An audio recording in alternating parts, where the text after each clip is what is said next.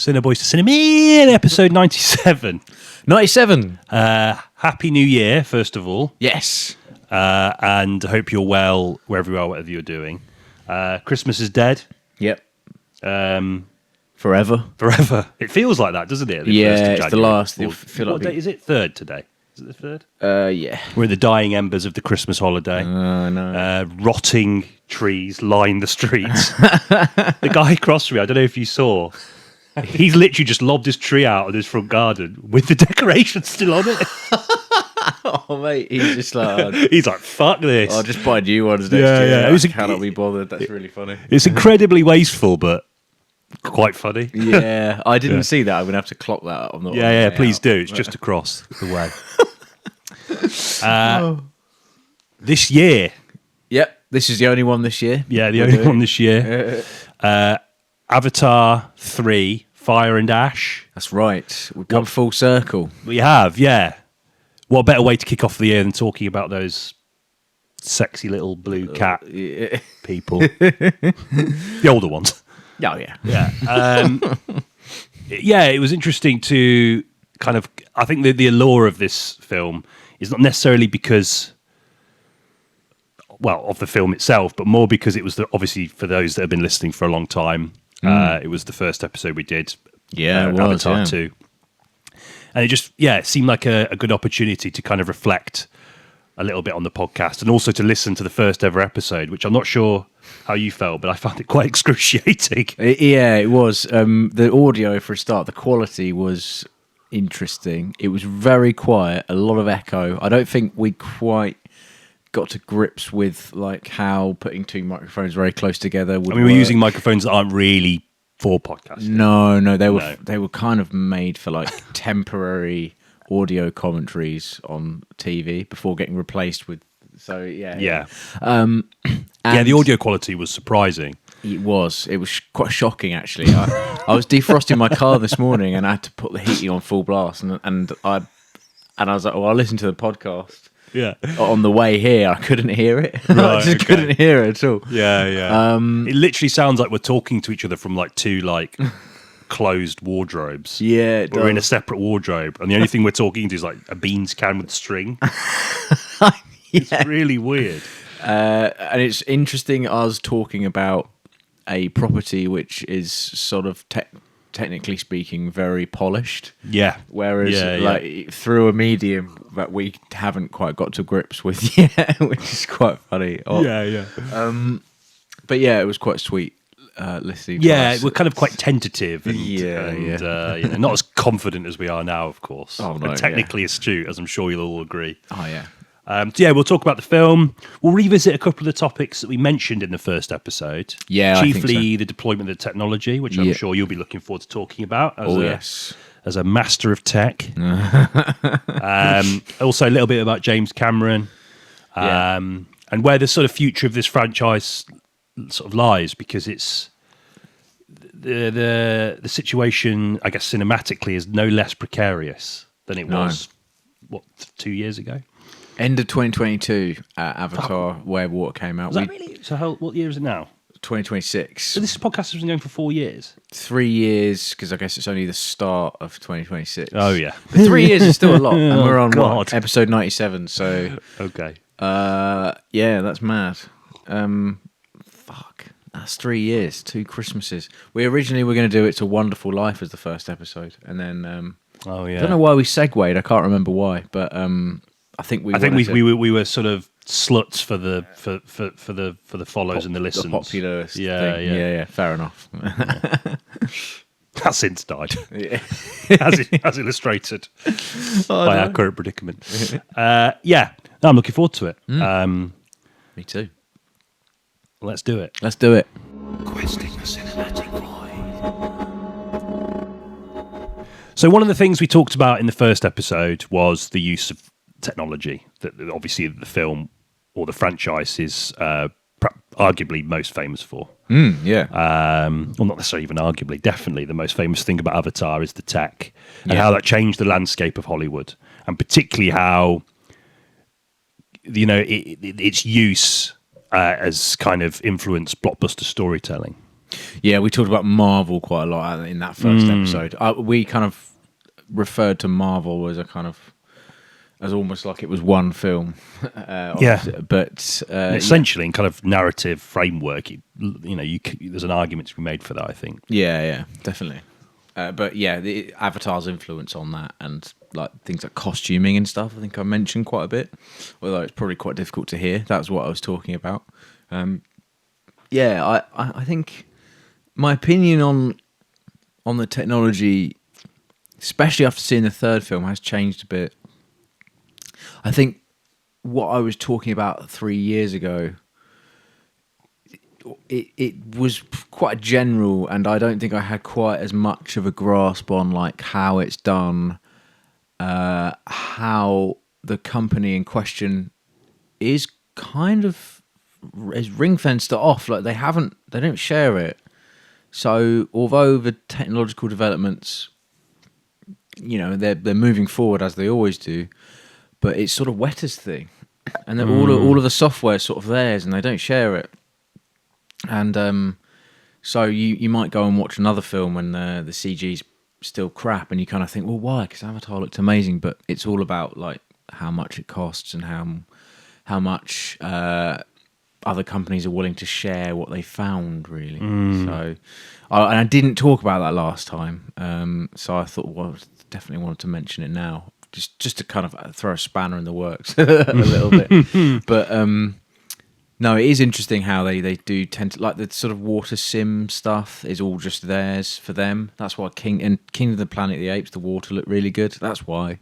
But then for like ILM, they don't have access to it, so they can, like Digital Domain, they don't have access to it either, which is odd because James Cameron started Digital Domain actually. But I think it's interesting how, yes, you could argue that technology has been sort of pushed forward by these films, but also it's a kind of club of and you have to have enough resources and enough money to be able to use it still. It's not like ubiquitously used.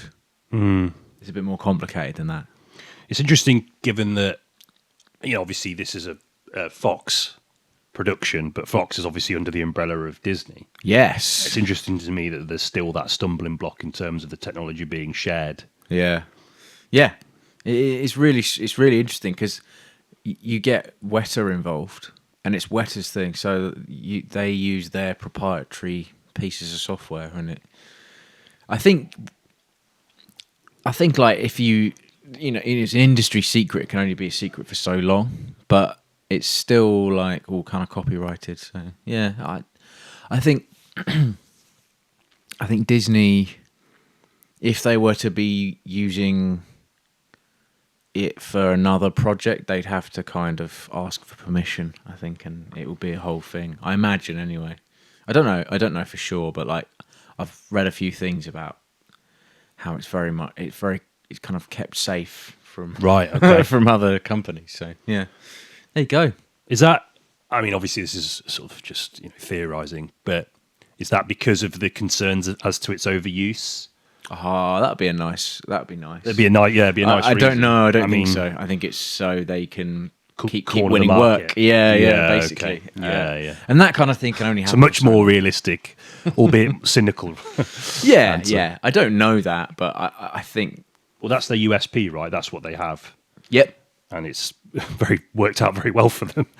Yeah, motion capture and like water simulation is kind of their bread and butter. Yeah, which is funny because in Fellowship of the Ring, the only shots that Weta didn't work on, that they had to farm out, were the water. Oh, really? So the bits where the ring wraiths get drowned, that CG water was done by either ILM or Digital Domain, I think. Because they didn't know how to do it yet. That's strange. Yeah, how times have changed. So when it's like the horses in the water. Yeah. That's a great sequence. But yeah, they had to farm that work out. I think the leap between the first and the second film was like pretty amazing, and that was one of the few positive things I had to say about The Way of Water. Actually, was like how much more visually resplendent it all was, and how more kind of like almost it veered more into the realms of natural history about a bit. Yeah, the way it looked. Yeah. Whereas the first one, the jungles looked amazing, but they were still kind of like, you could kind of tell, especially if you watch it now, you can really sort of tell that it's still a kind of baby in terms of the software and the technology and stuff. And then this second one made this giant leap forward, and it was kind of like a bit more lush and a bit more. Actually, there was probably more live action filming than we might have expected, actually. But yeah, it kind of worked a lot better. And the leap between the thing I want to talk about today is the leap between the second and the third film was a lot, obviously, like, because there's less time. But there was just, that was one thing I thought the third film was lacking, was that leap and that kind of like, this is the cutting edge now kind of USP. But yeah. What interested me particularly about the second one and that leap was that it didn't seem to be something that a lot of people really spoke about in the same way they spoke about the technical innovations in the first Avatar. Yeah. And a part of me wondered if that was because of the kind of ubiquity of the technology. As you say, obviously used very exclusively by one company, but I think Avatar kicked the door down. And obviously every other major company is going to be jumping on that. Yeah. And I wondered if that kind of lack of kind of enthusiasm for the technical aspect of making Avatar 2 was because of the fact that of its overuse, you know. And I kind of, you know, I'm not saying that in a way that should detract from the kind of technical brilliance of the Avatar series, but I just think that audiences are either fatigued by its overuse or just expect it. And I don't think they really understand, like many people wouldn't if they're not privy to the sort of intricacies of filmmaking, don't really understand the process of making things a film. And I'm not saying that that's something people need to know to enjoy something, but, you know, I think the fact that it is everywhere and the fact that it's deployed in a very specific manner, you know, I think it's very different from the kind of use that Cameron at least envisaged at the beginning, you know? Yeah. And that's something I'll always give him credit for. I mean, I have lots of reservations about its use, particularly in contrast to the themes of the films that the themes obviously matter to him in the films. But I think, you know, one thing you can't fault him for is that he brings a sense of craft to the technology that has been sorely lacking. Yeah, definitely. Yeah. Because, you know, it seems to me like a lot of the kind of, the Marvelization of storytelling, that technology is used to kind of basically keep the audience awake. Yeah. And that isn't the case in Avatar. And to give that kind of bombastic finale, which is often the most common criticism leveled towards Marvel movies, is that kind of the nature of the end of every single one of their films. Even some of the slightly more thematically interesting films are just drowned out by that technology. Like a big airport fight, yeah, there has to be something. There has to be a big spectacle, and it's almost become a replacement for, you know, a kind of a more varied or risky brand of storytelling. Character-driven ending. Yeah, it's become synonymous with that. I guess that's what I'm trying to say in a roundabout way, that the technology has become synonymous with a risk-averse style of storytelling. And I think that's why it has its share of detractors. And I think that's why Avatar is sort of special in a way, because there's a craft to it. Regardless of if you're impressed with the technology or you like the story, you can't fault Cameron's enthusiasm for that technology and how he deploys it. Yeah, it's very, you know, it's as earnest as a $400 million film can be, and that's something I want to talk about a little bit later on as well. But you know, the reality is that it's a lot, you know, it's a lot better deployed than it is in the vast majority of kind of big blockbuster films, because that impacted not only superhero films but the storytelling framework of the vast majority of those kind of big blockbuster films, you know. So, I mean, the big difference between even a Marvel film, actually, where there is a production process that involves a location or a stage with actors in makeup and costumes. Often the costumes are replaced, or they might be in mocap suits as well.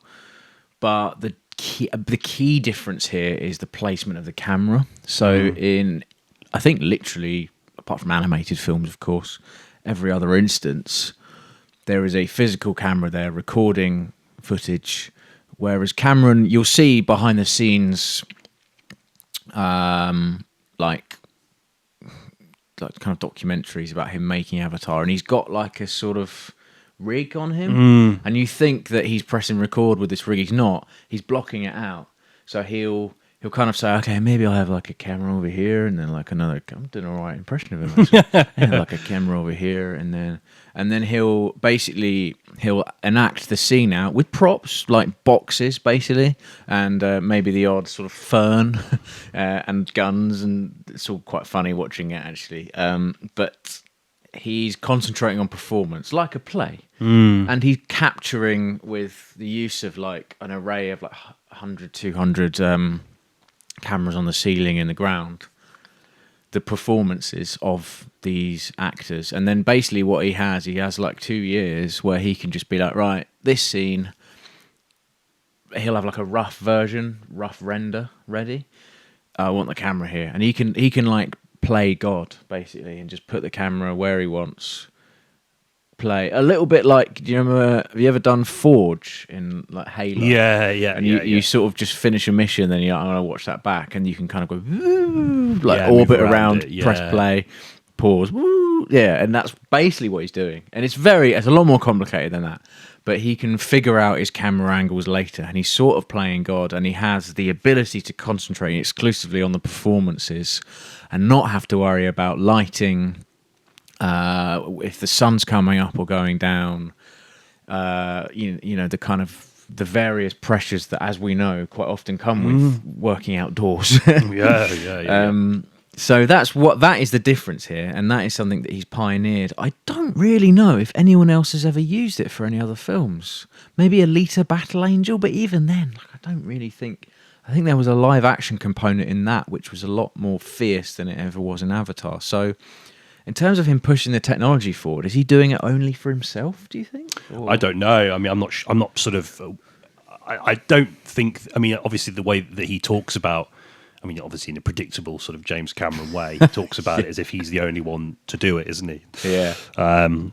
One of the things that's come up quite a lot in the kind of promotional material, and I think it's something that's been, run alongside the promotional material of every one of the Avatar films, is the actors being asked about the kind of authenticity of the experience of working on it, and from a performer's point of view, because there's so much said about kind of acting in front of blue screens.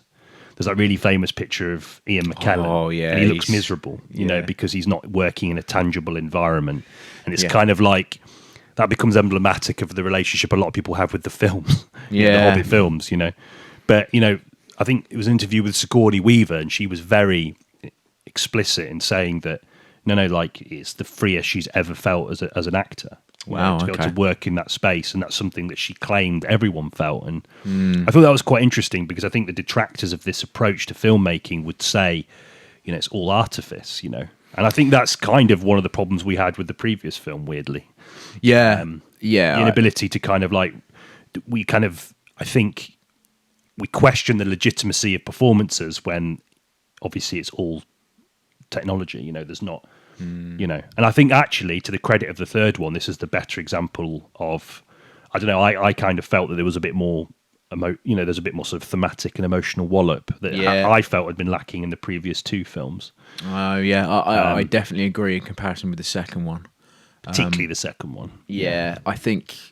But I just thought it was interesting, that they've all come out and said it. Obviously, they probably weren't going to say no. Shit. Doing a promotional, they're not going to be like circuit for the film. Yeah. You're not going to have like Sam. Is it Sam Worthington? Yes. Yeah, he's not going to be like that's wank. You know what I mean? He's not going to be saying. I hated it. Yeah, absolutely. I've got to do fucking more of these. Yeah, 2 more. Fucking hell. But do you know what I mean? I don't know.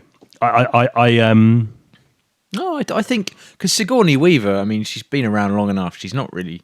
I feel like she doesn't need to lie for a promotional circuit. So there's probably some truth in what she said there. Yeah, and it goes back to what you said about that's why I thought of it, because you're saying like about the theatrical aspect of it. It's almost like theatre. Yeah, I think so. And I think there's truth. There's obviously truth to it.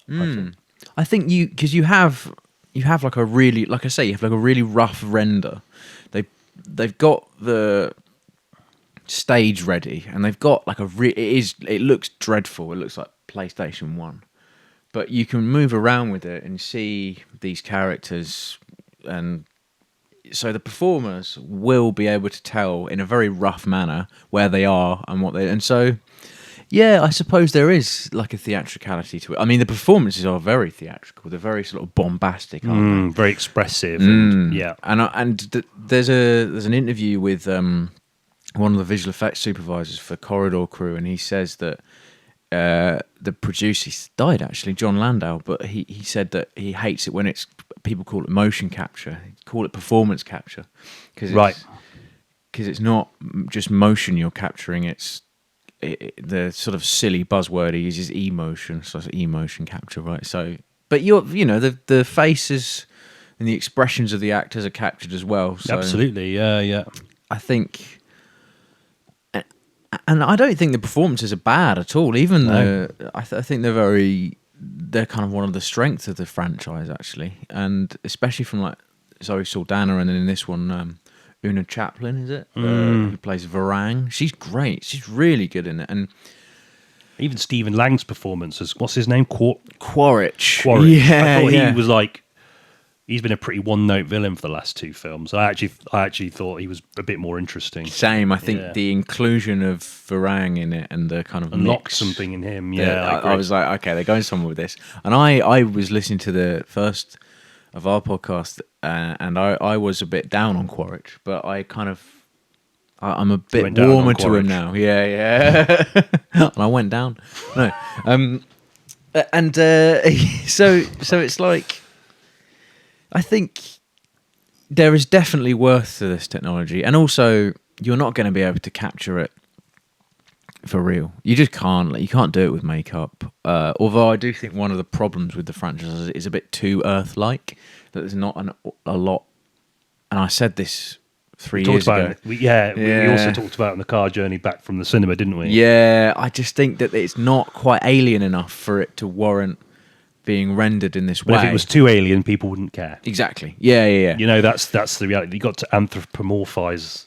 Yes, you have to add humanity to because it. Otherwise the audience aren't going to connect to a fucking blob. No, exactly. I mean, Annihilation went straight to Netflix for that reason. I love Annihilation, but that was one of the problems that Paramount had with it, was it was too weird.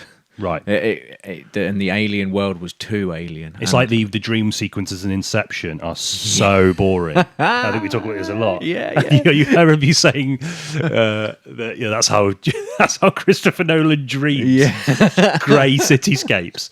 Yeah. But there's no way they're going to have like him riding around on a dinosaur with angel wings shooting jelly beans out of his arsehole. Yeah. No studio is going to take that risk. No, exactly. And I don't think it's Cameron's intention to go that far anyway. He's very much up for it being a incredibly unsubtle analogy as to the state of the Earth and humanity.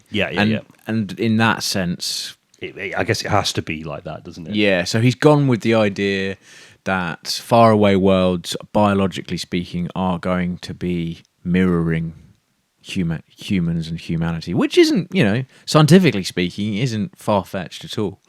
I do just, there's something about it where I think if you're going to be justifying the use of that technology, give me something more. I think that's something we've definitely mentioned before, is that, it's such a... The potential is mind-blowing, and yet it's shackled by, the conventions of blockbuster storytelling. And even Cameron, for all of his kind of the brilliance of his innovations, and of course everyone that works around him. It's not just him. Although you probably have you believe it was just him. But it's still some way. It's encased within that narrative framework, and There's a formula to this, which a lot of people criticised, actually, especially this third one. It is very similar to the second one. Which is in itself very similar to the first one. So, I can sort of understand that. It's similar to most blockbuster filmmaking, whereby, there's a kind of narrative beginning, middle, and end kind of thing. Where an old school blockbuster Jeopardy. Yeah, which Cameron exactly. trusts implicitly as a storytelling device. Yeah, and I think you have to just kind of accept that. As much as that was my problem, and it was one of the things that sort of weakened the impact of this film as well. But he believes in it. He's always believed in it. Really, yeah. All of his films are kind of very. I mean, I guess you could argue like his earlier films, like the first Terminator and Aliens. Obviously, they're not kind of as beholden to a narrative structure that wants children to watch it. That's so true. there's a bit more freedom in that sense. But I think, given that this film obviously is marketed with mass appeal in mind, that kind of tried and tested belief in the old school Jeopardy and all that kind of stuff is, it's never not going to be there. It's just quite old fashioned. Yeah. Given that the technology is so advanced, there's something very still kind of weirdly, kind of slightly comforting, but also slightly frustratingly old fashioned about it. Yeah. In terms of the way the narrative works. It prohibits it from being truly like unique as an experience. I think visually it's very unique, but that's sort of where it stops. And also, I don't know, I think maybe like 50 years down the line, filmmakers like Michael Haneke or the equivalent 50 years down the line will be trying I don't think out. you'll be here in 50 years' time. No, his son or I don't know. The next Michael Haneke. A clone of Michael Haneke in Navi body. Oh, and it'll be trying out the technology, yeah. I don't know, maybe they will. But, Navi clone of Michael Haneke remaking The Piano Teacher. I wonder if it will ever become universally used, or whether it will be kind of kept, just for prestige projects only, or if it will die out. If they'll do 5 and then no one else will ever use that technology like that again. I mean, I don't know. It's possible. It is interesting. I mean, I just think audiences, again, because they're not privy to the intricacies and the amount of work that goes into that kind of technology. And it is just an expectation, people. If it's one thing I never hear coming out of like a big blockbuster cinema, I never read, or when I talk to people outside of kind of like our immediate circle of film losers, is that no one ever mentions that the special effects were impressive. No one ever says that. No. Nobody says that anymore. There was a time when people did, and people do it retrospectively when they talk about like Jurassic Park, for example, because at that time it was such a leap. And that's what I was saying before. I think what you mentioned is that kind of the leap. I guess the sort of significant leaps are only noticeable to people with industry understanding. Yeah, and I think also, and even I don't really. I mean, obviously I watch a lot of movies, but I'm not privy to all of those things. I say a lot of people aren't, but when it comes to that element of the technical side of it, I'm not. I mean, I'm not really. Like, I kind of am maybe a bit more. But I know how much fucking work goes into it. Yeah. And that's the shame. That's the sad thing about it, is that, there's so much hard work that goes into it, and people are essentially in lots of different ways. And this works for both the video game and film industry, just being exploited. Yep. And yet no one really acknowledges it. In fact, people criticize it. Although I do feel like a lot of the criticism isn't really leveled towards them.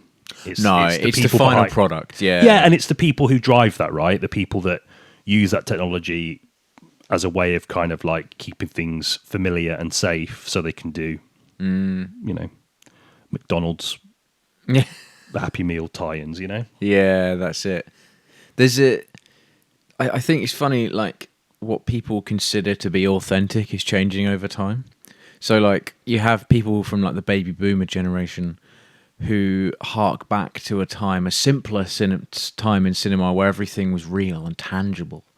And you could say, like, you kind of get people referencing old war films and like the shots of the dogfights and people in cockpits like shooting each other, and they're like, "Oh man, those were the days when film was real." And like, it wasn't real; it was staged. None of this has always been artifice. Like, very rarely will you get an actual, documentaries. Obviously, you get like real footage, and so you get that generation, and then you get sort of maybe kind of leaning towards maybe our generation who lament it in the same way. But actually, it's the same. You know, we'll talk about films from the 1980s being like being kind of tangible and real and gritty, and then the filmmaking of today is like all sloppy and misty and fake. But like, was it ever? I don't know. I do sort of think, point. Like, was it ever real, or is it just generation? There's a kind of like, again, like the sort of nostalgic thing of just, it was so much better when they did it like this. But the way they were doing it was inauthentic, trying to make it look authentic as well. And I think with visual effects as well, they're employed all the time in invisible ways as well. You'll be really surprised at how common it is. Just like down to things in the background quite often with a lot of sort of period dramas and with a lot of military films, you'll have like a scene set in a base, quite a kind of a scene which like at face value looks quite like bland.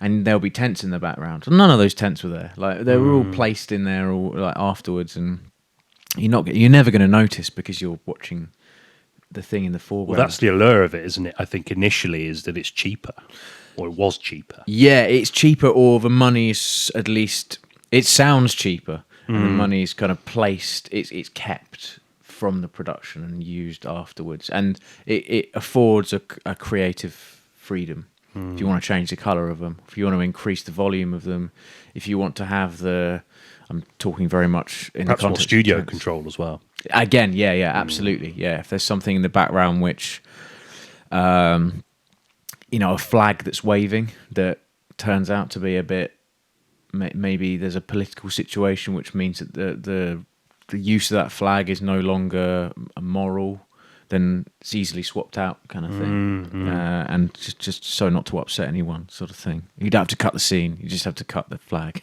Yeah. I don't know. There's a broader idea about authenticity and audience's expectation and interpretation of authenticity, which leading back to the Avatar films, obviously it's very obvious, and they sell it on the fact that it's not real, but it looks real. And I think that's one of the strengths of The Way of Water is they did make the water look very good. They made it look like real water, as far as I'm concerned, or at least the way that it interacted with these CG characters as well. Like it looked, I wanted to go swimming in it. I think that was was the idea. I'm like, I'd love to go scuba swim with those kind of whales with like 4 eyes and 6 cocks. Yeah. You said in the first podcast that they're good at maths as well. Oh right, yeah. I think there was a plot device where they could like work out equations or something. Oh right, yeah. They sacked that off in the third one. I'm quite pleased they did. Even for the world of Pandora, this is too much. Yeah. No, I don't know. I just think it's interesting over time, people's interpretation of authenticity. It's an interesting point, and I think again, I'm sort of banging the same drum, but I think it goes back to its deployment. It really does. I think we're seeing that kind of revisionist idea of, as you say, kind of practical effects that have really come back in vogue. Yeah, and I love that because it's just like you say, it's about the lineage and the history of filmmaking. Yeah.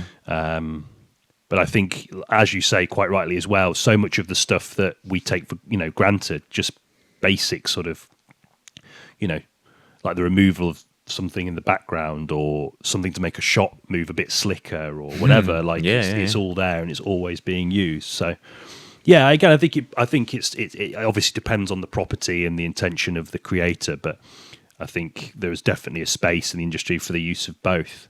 I think its use for a very certain kind of storytelling is probably why so many people are just either sick of it or they just expect it. Yeah, I think. Have I said that quite a lot? No. I think every now and again I listen back to something and I've said the same point about 6 times in a row.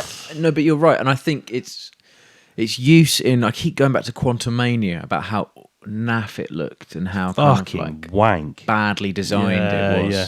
Thoughtless, yeah, really, really like just ghoulish and not pleasant to look at all. And I think if you're comparing that to these films, they are kind of visually quite resplendent. Like to the human eye, the pleasing things are in nature, right? So it's sort of it's a cliche to say that going out for a walk in the woods is going to be nicer than going to get a bagel in like a city centre, right? And it's because we sort of enjoy, as creatures, peace and quiet.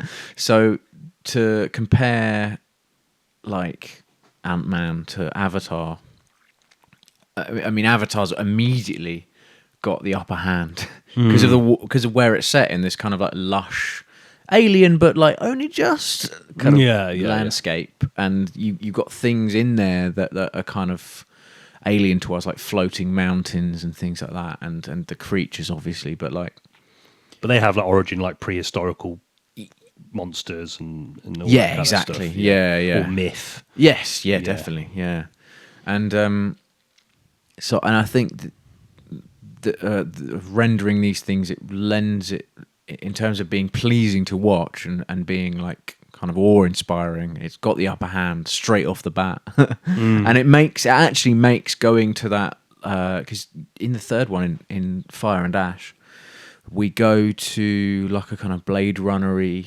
dystopia side where these humans have set up like oil refineries and stuff. You see a lot more of it in this one you do in the others. Yeah, you do, and you want to get away from it, and the idea I think is to feel quite choked by it, and as a motif and as a kind of like way of dictating your themes is quite good. I thought. I didn't think the design was particularly inspired. No. You've seen it 1,000 times before, right? Yeah. You got to have like a kind of tower that shoots out fire at some point. Three or four of them. Industrial Revolution is kind of where the inspiration for that comes from, I think. To the point where, like, I think in a lot of paintings post-Industrial Revolution, you get the chimneys with the smoke drifting one way, and it's like survived right up till 2025, I think. But yeah. I guess because even then the ecological concerns, obviously they were kind of fledgling, but I think people saw enough of how that kind of impacts the immediate environment and those that inhabit that environment. Yeah, absolutely. And it still to this day. Yeah, it's left more it's left a real lasting impression on us. Yeah. I think generally, and that's what the way Cameron uses it here. It is. Yeah. You can't wait to get back to the sort of like lush greenery. Yeah. Artificial landscapes. Yeah, artificial, but very pleasing to look at. I do. Yeah, I'm at odds with it because it's all rendered with computers that arguably are more adjacent to the sort of industrial side. Well, this is the thing I was wondering, and it goes back to something we talk about a lot. But this film was what, $400 million? 350 to 400. Right. I think. So it's we talk about this sort of inherently contradictory nature of the filmmaking business, particularly in the context of films that have socially, environmentally, or politically conscious motivations. And we always kind of round back to the same sort of point that the intention is there, and it's kind of difficult to kind of completely offset the kind of potential for contradiction. But I think it's harder with this film. You can't tell me that a film that's worth $350 to $400 million adhered to the kind of practices that are environmentally. Yeah. The carbon footprint on this film is probably quite significant. I mean, the processing power required for this kind of tech, I can't. Yeah, I'm just not convinced that that's ever going to be done ethically. Yeah, I crashed my computer at work once trying to render like a thimble full of water. So it's not hard to really grind your machine to a halt with this kind of stuff. So I can't. Yeah, it's unfathomable how vast the processing power would have been to create, ironically, a very sort of visually resplendent natural ecosystem. Yeah. I hope that it becomes more sustainable. I don't think that's ever going to happen soon, but it's funny how they haven't lent on it in the marketing. If they did use some kind of, if they did plant a bunch of trees. And I've said this with the last one, like they gloss over it quite quickly. Like obviously Cameron goes on record talking about his environmental concerns and how we need to do more, etc. But then the next shot is him like with all this tech and all, like, kind of like a kid, a child, like just not bothering to think about that kind of thing at all. And I don't know. I don't know. Is it conviction in the message? It's a belief that the message will ring true. And sort of capture the hearts and minds of the audience, its audiences, and inform how they interact with.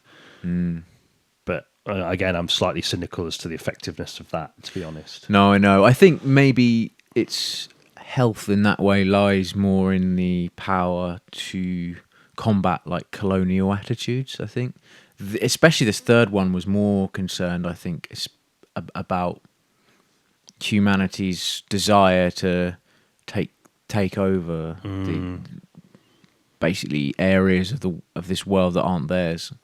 And in that way, I mean, I don't think world leaders are going to watch this and think I'm going to change my attitude to anything. No. But if you, like you say, if you capture the hearts and minds of enough audience members on a global scale, which this film is doing really well, it's making its money back, just like the last one did. But yeah, it's difficult, isn't it? Because are those people ever going to be in a position of power? Are they going to kind of lump together? Or are the messages of the film going to stay long enough and not be overpowered by sort of more immediate personal concerns? Or what I don't know. I think that's something we talk about a lot, and that's, I think it's an argument that's only got kind of more strength, or a counter argument that's got more strength given the nature of how this film is made. And I do think it does damage the quality of the overall experience slightly for me. Knowing that, and I'm not sitting here from someone that's pure in that respect either. I know that,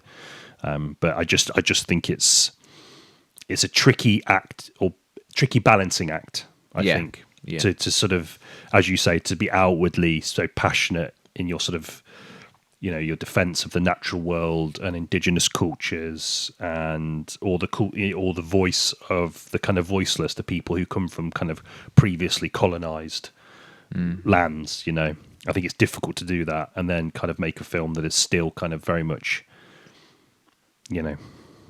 inherently problematic, particularly as far as the environmental concerns go.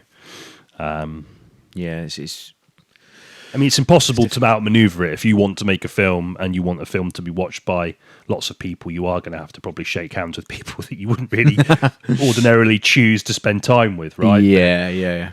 I don't know. I just think there's something there that it does eat away a little bit of the enjoyment. Yeah, it's unresolvable in my mind. I can't figure out a different way of doing it at this point in time. But I don't know. Maybe there could have been. There could have been something maybe they didn't do, but I don't know. Like, neither of us are privy to the intricacies as to how it was made, but it is troubling. Yeah, I agree. I think overall, based on our opinion of the second one, listening back to it, I was more enthusiastic about this one coming out of the cinema. Fire and Ash, I should say. I think so. I think I said this to you when we came out the cinema pretty much straight away. I need a wee. I think I did say that first. Yeah. No, I think the thing I said was it was nice to come out, and this is something I still believe. It's nice to come out of an Avatar film and feel something other than total ambivalence. Because I've never been someone that's been, obviously we've talked at length about the technical aspects, I'm not going to go back into that again, but obviously that side of it's impressive, undeniably, and the conviction behind that equally so. But thematically and narratively, it never gripped me, never interested me a great deal. It felt like I was taking part in a big kind of cultural moment because of that technical innovation, but any other area aside from that, I was pretty unmoved by them. Yeah, I'd say the second one, elements of which moved me more into the realm of dislike. Mostly the sort of hippy dippy dialogue was excruciating. Bro, cuz that kind of thing. It's like, oh man, like there's less of that in this one. Yeah, thankfully. It's not gone. There's a couple of moments where they dip back into it, but fuck it, honestly, it's like And I didn't realise quite how phosphoric my disdain for it was until I listened to the first episode again. What I could hear anyway from the bean can. But yeah, no, I think I came away from this, and I think a lot of that is because of it feels leaner, thematically punchier. It's not beholden to. I mean, structurally, it's beholden to the sort of the narrative architecture of its predecessors, but I think broadly speaking, it felt like it had. There's a bit more willingness to let a bit of more darkness in. Yes, definitely. And again, we talked about that kind of old school sense of jeopardy that Cameron is so beholden to, but it worked more because of that darkness. You knew that nothing bad was really going to happen. But you believed for the slightest bit longer than you did in the previous films that something bad could happen because of that. And I think it was interesting that he continued with that and went deep with it. Obviously the loss of the son in the second one, which had absolutely no emotional impact on me at all in the second film. Same. I felt it more in the third one. Same, yeah. Because of the characters, kind of their minds straying back to type, reverting back to type, right? Hatred for one another. Yeah. And a hatred that's kind of semi-justifiable given that the way the humans are treating this world. But almost kind of refusing to see that there are good people who oppose it and are fighting against it. Yeah. I just thought that was one of the more engaging things about it. Definitely. I think the opening was a lot stronger because immediately my knee-jerk reaction to the second one was like, this opening is horrendous. The first 15 minutes, I thought it was almost like a joke. Yeah. I was like, this can't be real. Yeah. There's an interview with James Cameron where he was struggling to write the opening for the second one for the reasons that I actually don't think he broadly kind of didn't really succeed. No, but he was like, someone's talking about cutting. He had pages of exposition. Yeah. I was like, I could tell. Yeah, you kept those in, didn't you? But he went and bought a book because he was struggling with it so much about how to open a film, but what he didn't realise was that the foundation of that was the Terminator. They were just using what he'd already done. That's really funny. Yeah. There's an interview where he's like, "Oh God." But I think that the strength, weirdly reassuring, if not slightly weird. I don't know. There's something about that. I quite like. I hope that it's not just a publicity story that's made up, Possibly. as these things can be. But it was quite a funny story anyway. That he's just learning from himself. There's a bit at the beginning where him, Loak, I think, and his deceased brother, are playing in sort of bin that off. Yeah, the voiceover was naff as well. Actually, bin that off. Get rid of it. But but there's a bit where he goes, "How did I die?" And I was like, "Oh shit, okay." There you go. You're establishing a little bit more of a without kind of being really obvious about it. You're saying. There's an emotion there, that felt quite genuine. Just for that one little bit of dialogue, I was like, that's all you need. I'm invested. I'm more invested in his grief almost than I would ever than in the second one where they're all just screaming out into the air and sort of lamenting like an opera. It was more theatrical, wasn't it? Yeah. It's emotional. It was broad strokes emotionally. The second one, whereas the third one, it felt a bit more.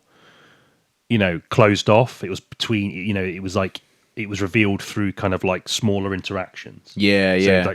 So Jake Sully, and what's Saldana's character? Neytiri. Yeah. So they have that discussion, and it's almost that you can see through that how resistance and the decisions that people make in times like this is driven more, not necessarily by ideology more than it is pain and hate, yeah. And the hate that comes from being pain, from loss, from not just the loss of your culture and your environment and the things that are sacred to you, but something as simple as family, how that can kind of manifest into something far worse.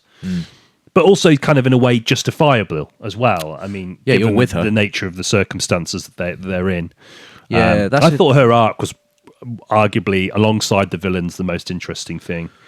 Definitely. In the film, that she wrestles with her hatred of humans that had kind of softened by the second one, was back to full strength by the third one.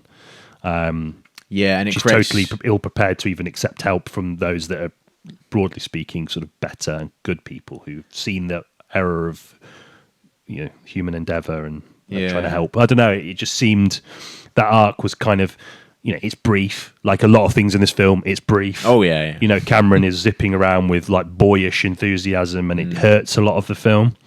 And again, when I say that I came out of this film with something more than ambivalence, it wasn't like praise, rapturous praise. There's lots about this film that I was a bit like whatever. Just there were just nuggets, little bits that I thought that's actually, and I think her arc was arguably not probably as interesting as the villains, but definitely almost on a par. Yeah, definitely. She becomes an extremist, and she uses language as well, which is akin to almost sort of the racist language we might hear on this world, really. But she obviously she's like grieving, and also her husband, for lack of a better term, Jake, was once one of these people, and so it's still apparent in their hands, right? Yes, yeah. 5. You've got 5 digits, and you've got smaller eyes. I think there's there's some differences there, and so it's almost like she's regretting all of that. Yeah, which is undermines quite a lot of the kind of airy fairy bollocks of the second one. Yeah, she's playing with the idea of extremism.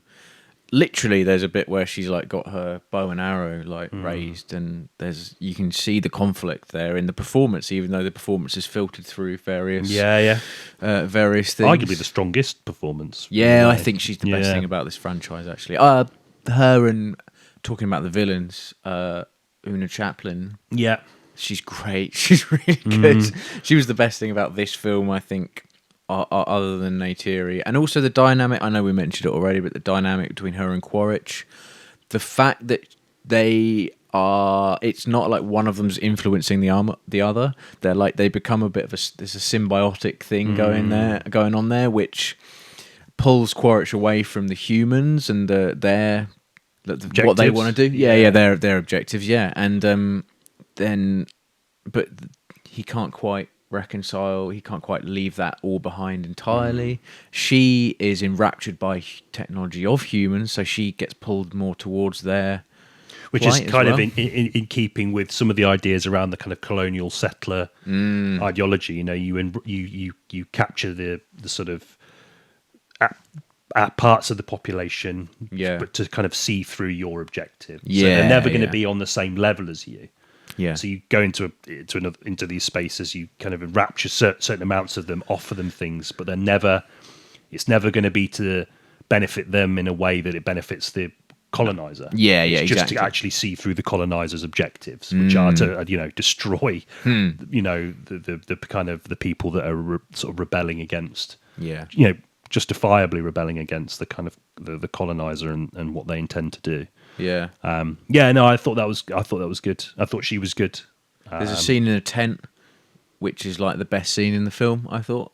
Oh, the drug trip scene. Yeah, I really like that. I was like really on board with it because it contained all of that dynamic all in that one scene. There were some throwaway druggy trippy moments which were a bit like you've seen them before in much better films, like Enter the Void. It was like Enter the Void for a little bit.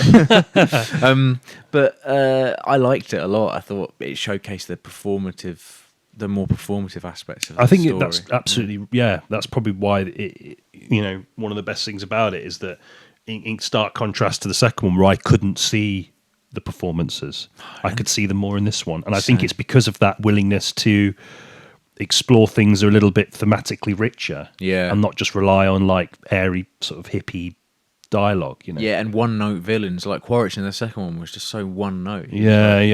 He's back, consciousness transferred, same objective as before, off you go. Whereas this one, he's sort of allured by and obviously his son Spider, who is another one of the weaker things about the film, unfortunately. More so in writing than I think in performance. I don't think his performance is great, but I don't think it's as terrible as a lot of people are saying. I think the script lets him down because all of that hippie shit is dumped solely on him. A dump truck of just harem pants and dog poo just dropped on him. I don't know why dog poo's synonymous with hippie. We'll keep it. It's not going. It's a lazy metaphor, but I'll keep it. That's going to be tough to edit out. Thus it's staying. No, you're right. He is. But his presence as a character is more interesting than his actual character. in the sense that it impacts Quaritch to start to unpick his allegiances. And because he has this body of the Na'vi, he has that inherent already more of a connection to the world than he did as a human. So you can see him pulling between these two worlds. But he can't quite let go of his hate and disgust of the Na'vi and what they represent and what they've done to the people that he cares about. Yeah. He's kind of unable to see past his own experience until sort of the latter end of this film anyway. Yeah. But yeah, no, Spider's poor. I feel for him because the script, there's a bit where he's like, "Get lost, butthead." Oh, mate, yeah, there's so like, much of that. Oh, Christ, that is awful. I mean, you're really not giving him a lot to work with here. It's almost like you, from a writing point of view, you want people to dislike him. Yeah. You know what I mean? Yeah, he's sort of like a Back to the Dreads Future don't help. villain. No, I know, that whole thing is strange as well. I don't quite understand. Loincloth, dreads. Yeah. Although, I mean, I guess it's in keeping with the fashion of the Na'vi. Maybe, yeah. I just think, I don't know why they had to pull quite so obviously from the cultures of our, the real world. I thought maybe they could have left that out and it would have been Trustafarian adjacent sort of. Yeah. Definitely. I think maybe why not like I don't know, but I don't know. You're probably damned if in any situation, aren't you, with that? But I just feel like, why does he have to look like that? Yeah, and talk like that? Why does he have to talk like that? I didn't mind. He talks like the kind of person that you really don't want to end up sitting next to in a house party. Do you know what I mean? It's like, because it's just like, can you just fuck off? I came here to see him. I'm stuck with you, and he's over there talking to my mates. Oh, fuck's sake, get away from me. I do. There's a smell your scalp. Do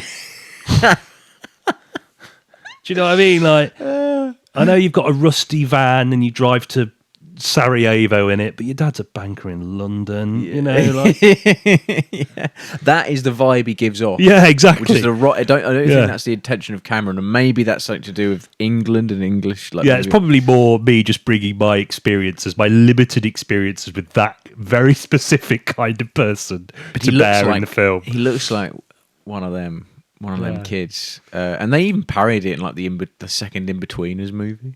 So like it's clearly out there as a kind of cultural thing. I don't quite know. But I guess would Cameron have seen In-Betweeners? I don't know. Maybe tweet him. He doesn't have Twitter, does he? I'm quite a hard man to get hold of. We tried. Yeah. I didn't mind the inclusion of.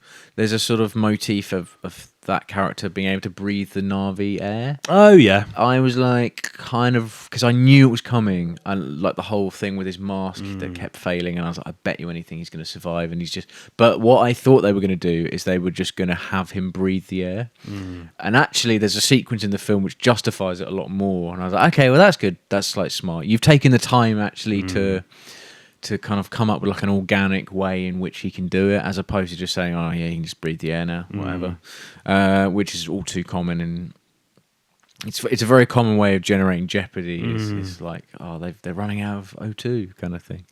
But yeah, I didn't mind that at all. Thinking of the sort of positives about Spider, but I thought weirdly, the second one had the luxury of being able to showcase the water and the simulation of water.